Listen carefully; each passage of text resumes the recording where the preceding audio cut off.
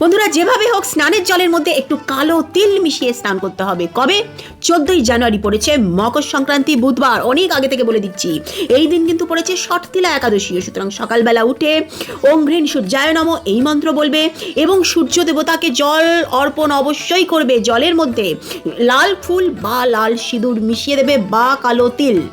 বিষ্ণু ভগবানের জন্য এই দিন হলুদ রঙের জামা পরবে, কালো বা নীল রঙের জামা একেবারে পরবে না, এবং বিষ্ণু সহস্র নাম এই দিন অবশ্যই পাঠ করবে। তোমার রাশিটা কি জানো তো? এবার জেনে নাও মকর সংক্রান্তির দিন কোন রাশি কি দান করলে পরে তার বন্ধ ভাগ্য খুলে যাবে।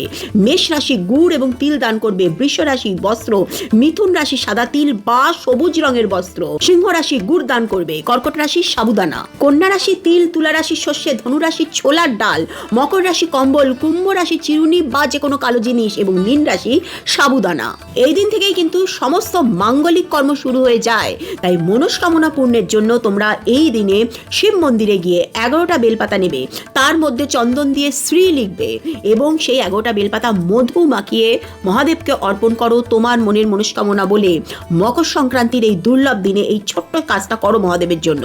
মহাদেব তোমাকে খালি হাতে ফেরাবে না।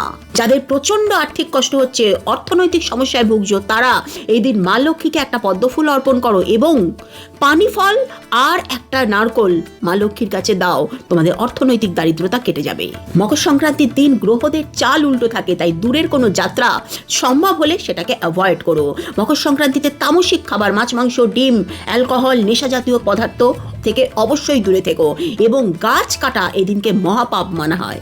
মকর সংক্রান্তির দিন যদি এইটুকু এক দান করো, সেটা 100 গুণ হয়ে ফিরে আসে। তাই তুমি যদি কোনো রেমেডি করতে চাও, অবশ্যই তোমার রাশি আর তার সাথে তোমার জন্ম বারটা বলে দেবে।